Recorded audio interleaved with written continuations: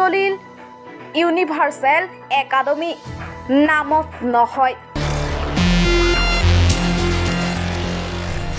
কামত ইণ্টাৰনেশ্যনেল বিদ্যালয়খন প্ৰাক্তন ছাত্ৰৰ যদি কোনোবাই পাইছে চৰকাৰী চাকৰি তেন্তে আন কোনোবাই উজ্জ্বলিছে আন্তঃৰাষ্ট্ৰীয় পৰ্যায়ত।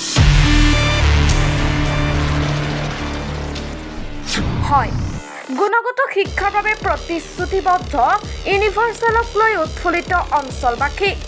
2020 বৰ্ষত ইউনিভাৰ্চেলৰ পৰা উত্তীৰ্ণ আব্দুল আহাদে ভাৰতীয় ভলীবল টীমৰ হৈ নেপালত অনুষ্ঠিত হ'বলগীয়া ইণ্ডো-নেপাল চেম্পিয়নশ্বিপ ভলীবলত অংশগ্ৰহণ কৰিবলৈ প্ৰস্তুত।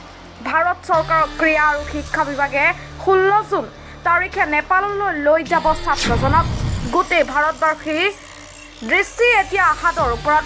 উজ্জ্বল হওক তাৰ ভৱিষ্যত, এয়াই আমাৰ কামনা। ইউনিভাৰ্চেল একাডেমীৰ প্ৰিন্সিপাল আমাৰ লগত আছে, তেখেতৰ পৰা আমি কিছু মন্তব্য ল'বলৈ যত্ন কৰিম। পোনপ্ৰথমে মই বঢ়াৱাৰ লাইভক অন্তৰৰ পৰা ধন্যবাদ জ্ঞাপন কৰিছোঁ।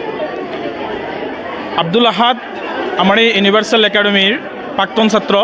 2020 বৰ্ষত HS-ৰ ফাইনেল পৰীক্ষাত তেওঁ ইউনিভাৰ্চেল একাডেমীৰ পৰা সুখ্যাতিৰে উত্তীৰ্ণ হৈছিল আৰু ইয়াৰে পৰা তেওঁৰ ক্ৰীড়াৰ যিটো যাত্ৰা প্ৰাথমিক অৱস্থাত আমাৰ ইয়াতেই অকণমান চলিছিলে আৰু পৰৱৰ্তী সময়ত তেওঁ নেশ্যনেল লেভেলত খেলিবলৈ সক্ষম হৈছে আৰু কেইদিনমান পিছতেই তেওঁ ইণ্টাৰনেশ্যনেল পৰ্যায়ত খেলিবলৈ সক্ষম হ'ব। তাৰ কাৰণে আমি ইউনিভাৰ্চেল একাডেমীৰ পৰিয়ালবৰ্গৰ হৈ আমি নথৈ আনন্দিত। আমি ইউনিভাৰ্চেল একাডেমীৰ শিক্ষক শিক্ষয়িত্ৰী তথা ইউনিভাৰ্চেল একাডেমীৰ ট্ৰাষ্টৰ সদস্য তথা ছাত্ৰ ছাত্ৰী সকলোৰে হৈ মই এখেতৰ উজ্জ্বল ভৱিষ্যত কামনা কৰিছোঁ আৰু আগলৈ গৈ আৰু ভাল ভাল খেলত তেওঁ অংশগ্ৰহণ কৰি আমাৰ বৃহত্তৰ বঢ়াৱাৰ অঞ্চললৈ গৌৰৱ কঢ়িয়াই আনিব বুলি আমি আশাবাদী। আমি আব্দুল আহাদক লৈ অত্যন্ত সুখী আৰু আব্দুল আহাদ আমাৰ কাৰণে গৌৰৱ। তেখেতে আমাৰ বঢ়াৱাৰ অঞ্চল তথা ইউনিভাৰ্চেল একাডেমীৰ লগতে ৰাজ্য বা দেশখনত গৌৰৱ কৰি আনিছে। তেখেতক লৈ সঁচাকৈ আমি গৌৰৱান্বিত। তেখেতে অহা 16 জুনত নেপালত খেলিবলৈ যাব। তেখেতৰ কাৰণে আমাৰ ফালৰ পৰা দুৱা আৰু আশীৰ্বাদ থাকিল যাতে তেখেতে যেতিয়া এনেকৈ আগবাঢ়ি গৈ আছে ইয়াতকৈ বেছি যাতে আগুৱাই যাব পাৰে, দুগুণ আগুৱাই যাওক, তেখেতলৈ আমাৰ এইটো দুৱা থাকিল। আজি দেখিবলৈ পোৱা গৈছে তোমাক ইউনিভাৰ্চেল একাডেমীৰ পৰা সম্বৰ্ধনা দিয়া হৈছে। নিশ্চয় মোৰ ছাৰসকলৰ মোৰ প্ৰতি আস্থা আছিলে, সেইটো কাৰণে ছাৰসকলৰ বিশ্বাস আৰু আস্থাৰ কাৰণে মোক আজি এইটো সম্বৰ্ধনা জ্ঞাপন কৰিছে।